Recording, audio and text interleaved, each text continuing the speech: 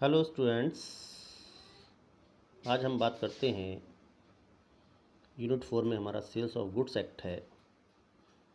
उसका जो हमारा टॉपिक है वो आज बात करता है the principle of caveat emptor, क्रेता सावधान का नियम। या इसको कह सकते हो आप the principle of caveat emptor को कह सकते हो आप क्रेता सावधान का सिद्धांत। तो क्रेता सावधान यानी कि बायर बीवियर। तो caveat emptor is Latin expression. Caveat emptor जो है वो लैटिन वर्ड से बना है, एक्सप्रेशन से। तो लेट द बायर बीवियर कि क्रेता सावधान रहेगी। तो इसमें क्या है, क्रेता सावधान कब रहेगा? अगर क्रेता कोई चीज़ खरीद रहा है। जनरल रूल तो यही कहता है अगर क्रेता कोई चीज़ खरीदता है तब ऐसी कंडीशंस में उन चीज़ों को देख लेना चाहिए खरीदने से पहले कि वो चीज़ें ठीक हैं कि नहीं है। और क्रेता जो होता है वो अपनी पसंद से माल खरीदता है, तो उसकी जिम्मेदारी खुद की होती है कि वो चीज़ें ठीक हैं कि नहीं है। तो ऐसी कंडीशंस में अगर क्रेता ने खुद देखकर, खुद उसका फिटनेस करके चीज़ें खरीदी हैं, तब ऐसी कंडीशन में विक्रेता उत्तरदायी नहीं होता है। तो सेक्शन 16 इसी की बात करता है। Section 16 explain the law about the caveat emptor. The principle of caveat emptor the Latin let the buyer beware. विक्रेता को सावधान रहे। Lays down that it the duty of the buyer to satisfy himself before purchasing the articles.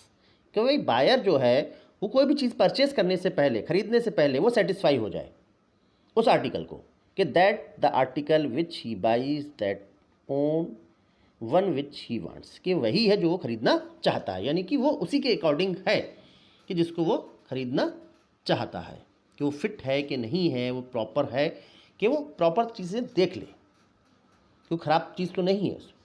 तब ऐसी conditions में वो लायबिल himself होगा। इसमें एक केस देख लेते हैं हम, वाट्स वर्सेस हॉब्स का। वाट्स वर्सेस हॉब्स के केसेस में एक ओपन ऑक्शन होता है, खुली नीलामी होती है, और प्लेंटिफ ओपन ऑक्शंस में कुछ पिक्स परचेस करता है। ठीक, और जब पिक्स परचेस कर लिए जाते हैं, ऐसी कंडीशंस में पिक क्या होते हैं, वो बीमार होते हैं, इन्फेक्टेड होते हैं फीवर से, टाइफाइड फीवर से। और ऐसी कंडीशन में वो पिक जो है, प्लेंटिफ जो है, उन पिक्स को लेकर जो उसने परचेस किए थे ऑक्शंस में, उनको वो घर लेके जाता है और उसके जो अपने पिक्स थे उसके साथ उनको बंद कर देता है। और जब ये इन्फेक्टेड पिक्स थे, ऐसी कंडीशंस में उसके जो ऑलरेडी पिक्स थे उनको भी इन्फेक्टेड कर देता है और उन सबकी डेथ हो जाती है। जो परचेस करता है उनकी भी, और जो उसके ऑलरेडी थे उनकी भी डेथ हो जाती है। ऐसी कंडीशंस में प्लेंटिफ जो होता है सूट फाइल कर देता है डिफेंडेंट के अगेंस्ट।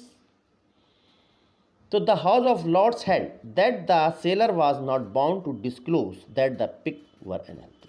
यहाँ पर कोर्ट ने प्लेंटिफ को, डिफेंडेंट को लायबिल नहीं ठहराया, और कोर्ट ने कहा ये रिस्पॉन्सिबिलिटी डिफेंडेंट की नहीं है कि वो उसको बताए कि पिक्स कैसे हैं, अनहेल्दी, अस्वस्थ हैं। ये चीज़ क्योंकि ओपन ऑक्शंस था, ओपन ऑक्शंस में उसके सामने चीज़ें थी, वो देख सकता था वहाँ पर कि पिक्स कैसे हैं, नॉर्मल्स हैं या नहीं है, कि ठीक है कि नहीं है, और उसने वो नहीं देखा था। और ऐसी कंडीशंस में कोई भी उसकी वहाँ पर कोई इम्प्लाइड कंडीशन नहीं थी। तो ऐसी कंडीशन में यहाँ पर डिफेंडेंट को लायबिल नहीं ठहराया। इसके कुछ रूल्स के कुछ एक्सेप्शंस हैं कैविएट एम्प्टर के, जिस कंडीशंस पे सेलर लायबिल होता है। ज़रूरी नहीं हर मामले में क्या कहते हैं सेलर बच जाए। कुछ कंडीशंस ऐसी हैं जो इसके एक्सेप्शन है, रूल्स हैं, उस कंडीशंस में सेलर लायबिल होगा, बायर कितना भी बिहेवियर रहा हो। तो फॉलोइंग एक्सेप्शंस इन कंडीशंस में दिए गए हैं, निम्नलिखित शर्तें दी गई, अपवाद दिए गए हैं, इन कंडीशंस में सेलर उत्तरदायी होगा। एक तो fitness for the buyers purpose, क्रेता के प्रयोजन के लिए उपयुक्त हो। भाई जो चीज़ परचेस, सेक्शन 16 क्लॉज 1 बात करता है हमारा कि जो चीज़ परचेस की जा रही है और वो बायर के पर्पस जो है, उसका उद्देश्य उसके लिए उपयुक्त हो, मगर किस कंडीशंस में, अगर बायर जो है उसने कोई भी परचेस कर रहा है और उसने अपना पर्पस सेलर को बता दिया है या सेलर के सामने रख दिया उसने अपना उद्देश्य कि मुझे ये चीज़ खरीदनी चाहिए, ऐसी चाहिए, और ऐसी कंडीशन में सेलर की वो डिपेंड किस पे हो, सेलर की स्किल और जजमेंट पर हो। बिलीव किया हो उसने, भाई जो विक्रेता है, क्रेता जो है, बायर जो है, उसने क्या करा, एक तो अपना पर्पस बता दिया, भाई मुझे इस पर्पस के लिए चीज़ चाहिए, और वो टोटली बेसिस ऑन किस पे होना चाहिए, सेलर के स्किल्स पे होना चाहिए, बायर के स्किल पे नहीं होना चाहिए, सेलर के स्किल पे होना चाहिए और सेलर के जजमेंट पर होना चाहिए, उसकी नॉलेज में होना चाहिए वो चीज़, कि वो डिसाइड करे कि चीज़ ठीक है कि नहीं है इस पर्पस के लिए। और ऐसी कंडीशंस पे सेलर की ड्यूटी बनती है कि वो बायर को प्रॉपर गुड्स दे, उस उद्देश्य की जो मांग रहा है इस पर्पस के लिए, वो उद्देश्य फुलफिल होना चाहिए। और ऐसी कंडीशंस में अगर सेलर बायर को माल सही नहीं देता है उस उद्देश्य के अकॉर्डिंग, जो माल उसको चाहिए, उचित माल नहीं मिल रहा है, प्रॉपर गुड्स नहीं मिल पा रही, तब ऐसी कंडीशंस में बायर सेलर के अगेंस्ट डैमेजेस के लिए सूट फाइल कर सकता है। इसमें आप एक केस देख सकते हो बहुत अच्छा, वार्ली वर्सेस मार्शल का केस देख लो आप। इसमें यहाँ पर क्या करता है, वार्ली वर्सेस मार्शल के केस में एक ग्रॉसर होता है और वो क्या करता है, Varley versus a grocer sell tinned salmon non vegetable eating foods, non vegetables eating foods बेचता है, एक टीन होता है, उसे कंटेनर होता है 2B को। It turn out that the salmon is unfit for the human consumption. अब जब इसको ओपन किया जाता है तो ये ह्यूमन बीइंग के यूज़ के लिए अनफिट होता है। And his wife is here by poison and died. जैसे ही उसकी वाइफ उसको यूज़ करती है, उसको पॉइजन हो जाता है और वो उसकी डेथ होती है, क्योंकि ये कैसा है, ह्यूमन कंज्यूमेशन के लिए हेल्दी फूड्स नहीं था ये। बी क्या कर देता है, सूट फाइल कर देता है ए के अगेंस्ट में। तो A is liable for this act, तो A is held liable. Warrant to soundness of tinned salmon is in the implied condition by law, क्योंकि यहाँ पर उसकी इम्प्लाइड कंडीशन बनती है सामन की। क्यों बनती है, क्योंकि यहाँ पर वो जो चीज़ सेल आउट कर रहा है, डिब्बा पैक है, और ऐसी कंडीशन में उसकी रिस्पॉन्सिबिलिटी बनती है, कि फूड है, क्योंकि उसको कंज्यूम किया जाएगा, और अगर फूड हेल्थी नहीं होगा, अनहेल्दी फूड होगा, तब ऐसी कंडीशन में कोई भी पर्सन इन्फेक्टेड हो सकता है। तो यहाँ पर उसकी इम्प्लाइड कंडीशंस है और इसलिए वो यहाँ पर रिस्पॉन्सिबल है डैमेज देने के लिए। इसी में एक केस आता है राघवन मेमन वर्सेस कुटप्पन नायर। यहाँ पर क्या करता है, प्लेंटिफ एक रिस्ट वॉच परचेस करता है और रिस्ट वॉच क्या नहीं करती है, करेक्ट टाइमिंग नहीं देती है, और वो उसको कई बार उसको रिपेयर भी करा चुका होता है, बट वो करेक्ट टाइम देने में फेल हो जाती है और डिफेंडेंट भी उसको रिप्लेस नहीं करता है। प्लेंटिफ सूट फाइल कर देता है। और ऐसी कंडीशंस में यहाँ पर, और एक रिनॉन्ड कंपनी थी, एक बहुत फेमस कंपनी थी जिसका रिस्ट वॉच खरीदी गई थी। रिस्ट वॉच का मेन पर्पस क्या है यहाँ पर, वो करेक्ट टाइम देना, जबकि वो करेक्ट टाइम नहीं दे रही थी। तो ऐसी कंडीशंस में कोर्ट ने कहा यहाँ पर रिस्पॉन्सिबिलिटी किसकी है, सेलर की है, क्योंकि जो बायर का पर्पस था वो फुलफिल नहीं हो रहा था, करेक्ट टाइम देना। तो ऐसी कंडीशन में उसकी रिस्पॉन्सिबिलिटी बनती है कि घड़ी उसने सही देना चाहिए था, ड्यूटी बनती है यहाँ पर, उसको रिस्पॉन्सिबल यहाँ पर ठहराया था। यहाँ पर दूसरा आता है मर्केंटाइल क्वालिटी, वाणिज्यिक गुणवत्ता। कोई भी गुड्स बेची जा रही है, द सेकेंड एक्सेप्शन है क्लॉज सेक्शन 16 क्लॉज 2 में, dual goods of the mercantile quality if she sales by the description. जो भी डिस्क्रिप्शन है, जो चीज़ सेल की जा रही है, वो उसकी क्वालिटी मेंटेन होना चाहिए वहाँ पर। अगर क्वालिटी मेंटेन नहीं होगी और ऐसी कंडीशंस में सेलर लायबल होना है। एक तो कैसी होना चाहिए, मार्केटेबिलिटी होना चाहिए उसकी।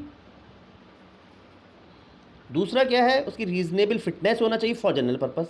जनरल पर्पस है उसके अकॉर्डिंग्स फिटनेस होना चाहिए, युक्ति उचित होना चाहिए वो। एक तो मार्केट वैल्यू तो उसकी है ही।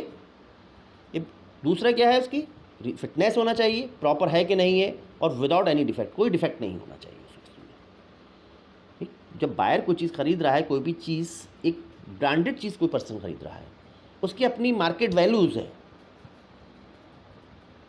और ऐसी कंडीशंस में वो प्रॉपर फिट नहीं है, और जिस चीज़ को सेलर उसको चेक करने के बाद भी उसका फॉल्ट फाइंड आउट नहीं कर सकता था, इस तरह की उसमें कोई अगर ऐसा फॉल्ट है, तब उस कंडीशंस में भी सेलर रिस्पॉन्सिबल होगा। प्रीस्ट वर्सेस लास्ट केस देख लेते हैं। यहाँ पर प्लेंटिफ जो है यानी कि बायर, उसने एक हॉट वाटर बॉटल खरीदी, गर्म करने की एक बॉटल खरीदता है वो सेलर से, जो कि एक केमिस्ट है, और जब उसको यूज़ करता है तब ऐसी कंडीशन में ब्लास्ट हो जाती है और उसको इंजरी हो जाती है उसकी वाइफ को। And action brought to buyers against seller, seller के अगेंस्ट एक्शन लेता है, कोर्ट हेल्ड करता है breach of an implied condition. यहाँ पर मर्केंटेबल क्वालिटी नहीं थी, यहाँ पर जो वाणिज्यिक गुणवत्ता थी वो उसकी यहाँ पर फुलफिल नहीं हो रही थी। ऐसी कंडीशन में सेलर ने इम्प्लाइड कंडीशन, विवक्षित शर्त का उल्लंघन किया है, और ऐसी कंडीशंस में वो कंपनसेशन देने के लिए लायबिल है, क्योंकि उसकी रिस्पॉन्सिबिलिटी बनती है कि भाई बॉटल जो परचेस की जा रही है वो किसके लिए हो रही है, हॉट वाटर यूज़ करने के लिए हो रही है, और हॉट वाटर क्या होता है, उसके स्किन पे, बॉडी पे उसको यूज़ किया जाएगा। तो मर्केंटाइल क्वालिटी उसकी नहीं थी, इसलिए इसको लायबिल ठहराया। एक केस बहुत अच्छा और है, Frost versus Aylesbury dairy company. Milk sold by the defendant, यहाँ पर क्या कहता है, मिल्क डिफेंडेंट को सेल आउट किया गया था। Plaintiff was contaminated with the typhoid germ, जो मिल्क था उसमें टाइफाइड जर्म्स थे, वो प्रॉपर मिल्क नहीं था। When the plaintiff wife drank the milk she suffer from typhoid and died, उसकी डेथ हो गई।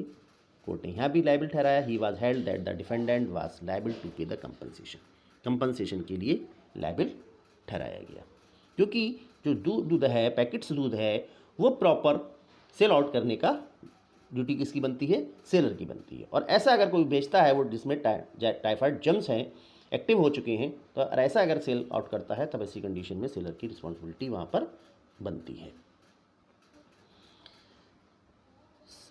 थर्ड, यूसेज ऑफ ट्रेड, व्यापारिक प्रथा के तहत, व्यापारिक प्रथाएं होती हैं उसके तहत अगर कोई शर्तें हैं। The third exception of the principal caveat is laid down in the section 16 clause 3, which says that the implied warranty or condition as to quality or fitness for the particular purpose may be annexed by the usage of trade। अगर व्यापार में कोई ऐसी प्रथा चली आ रही है जो कि विवक्षित शर्त हो, उसमें निहित है कि यदि माल उसके अनुरूप नहीं हुआ तो वह क्षति देने का अधिकारी होगा। इस तरह की अगर माल में प्रथा होती है, बहुत बिजनेस होता है, बिजनेस में बहुत सी ट्रेड चली जाती है, प्रथाएं होती हैं कि वो उनकी इम्प्लाइड वारंटी होती हैं और कंडीशन होती है वहाँ पर कि वो उसको प्रॉपर क्वालिटी मेंटेन करेंगे, यानी कि गुड्स को पर्टिकुलर जो पर्पज़ है उसको यूज़ के अकॉर्डिंग होना चाहिए। अगर इस तरह की अगर यूज़ नहीं हो रही है, यहाँ पर अगर कोई फॉल्ट होता है और माल सही से नहीं दिया जाता है, तब ऐसी कंडीशंस में भी यहाँ पर सेलर लायबिल होगा। लास्ट वन है एक्सप्रेस टर्म्स, स्पष्ट शर्तें। एक्सप्रेस टर्म्स क्या है, बहुत सी एक्सप्रेस बात क्या कहते हैं, विवक्षित बातें होती हैं इसमें। सेक्शन 16 क्लॉज 4 बात करता है इसमें कि पक्षकारों द्वारा मामले के विक्रय की संविदा की गई है। अगर पक्षकार हैं उन्होंने और सेल आउट करने की कोई कॉन्ट्रैक्ट किया गया है, उसमें स्पष्ट रूप से क्लियरली कोई शर्त, कंडीशन या वारंटी के बावजूद भी इम्प्लाइड कंडीशन जो होती है वो कभी भी समाप्त नहीं होती है। ठीक है, अगर कॉन्ट्रैक्ट के अकॉर्डिंग उन्होंने कंडीशन और वारंटीज कोई दी गई है, बट कुछ कंडीशंस ऐसी होती हैं जो इम्प्लाइडली होती हैं, उनको आप कभी भी ख़त्म नहीं कर सकते और वो एज इट इज़ उसके साथ रहती है। तो चाहे आप कितनी कंडीशन वारंटीज़ दे दीजिए, मगर कुछ कंडीशंस ऐसी होती हैं जो इम्प्लाइड होती हैं, विवक्षित शर्तें ऐसी होती हैं कि आप उनको समाप्त नहीं किया सकता, और ऐसी कंडीशन में कोई फॉल्ट होता है तब ऐसी कंडीशंस पे वो एप्लीकेबल्स होगा। तो ये कैविएट एम्प्टर है, बहुत इंपॉर्टेंट टॉपिक्स है यहाँ पे आपका, इसकी स्टडी करिए, आप देखिए क्या है, यहाँ से क्वेश्चन अक्सर एग्ज़ाम में आता है। ठीक है, और इसमें एक केस चाहें तो और देख सकते हो आप इसको। इसमें है गोडले वर्सेस पेरी का केस, एक गोडले वर्सेस पेरी का केस। इसमें 6 साल का एक बच्चा होता है और वो एक दुकान से प्लास्टिक की गुलैल खरीदता है और जैसे ही उसका उपयोग करता है वो टूट जाती है, जैसे ही उसको यूज़ करता है वो ब्रेक हो जाती है और उसकी जो रबर है उसकी आँख में लग जाती है और जिससे उसकी आँख क्या होती है, डैमेज हो जाती है। तो कोर्ट ने ये डिसाइडेड किया कि माल जो है वो एक्सेप्टेबल नहीं है, क्योंकि यहाँ पर फॉल्ट किसका था, मर्केंटाइल क्वालिटी नहीं थी उसकी, उसके अकॉर्डिंग्स नहीं थी गुलेल, क्योंकि उसको यूज़ करने का, उसको खींचने का ही मेन पर्पस होता है और आपने उसी को ही मेंटेन नहीं किया उसकी क्वालिटी को। ऐसी कंडीशंस में वो लायबल होगा सेलर। यहाँ पर एक केस और पढ़ा था आप लोगों ने पहले, grant versus Australian knitting mills का, ये टॉट में भी पढ़ा होगा, grant versus Australian knitting mills. इसमें प्लेंटिव होता है, वो अंडरगारमेंट परचेस करता है और जैसे ही अंडरगारमेंट वो यूज़ करता है और ऐसी कंडीशंस में उसको स्किन डिजीज़ हो जाती है और जब फाइंड आउट किया जाता है तो पता लगता है इस अंडरगारमेंट को यूज़ करने से इसको स्किन डिजीज़ हुई थी। और ये फाइंड आउट होता है कि जो अंडरगारमेंट्स हैं उन पे जब उनको मेकिंग किया जाता है, उनको जब बनाया जाता है, उस पर केमिकल्स लगाया जाता है और जो केमिकल्स को सही से वॉश नहीं किया जाता है, इस वजह से वो उसको स्किन डिजीज़ हुई थी।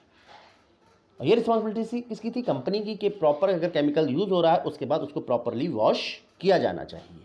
और यहाँ पर जो बायर है वो उस चीज़ को देख नहीं सकता, यहाँ पर ड्यूटीज सेलर की बनती है। तो यहाँ पर सेलर को रिस्पॉन्सिबल ठहराया जाता और उसको कंपनसेशन देने की बात की गई थी। ठीक है, तो ये केसेस भी इसमें और डाल सकते हैं आप, बहुत केसेस है, पूरा क्वेश्चन केस लॉ पे ही बेसिस है ये। ठीक है, थैंक यू, इसको स्टडी कीजिए, देखिए, इंपॉर्टेंट क्वेश्चन है, अक्सर आता है एग्जाम में।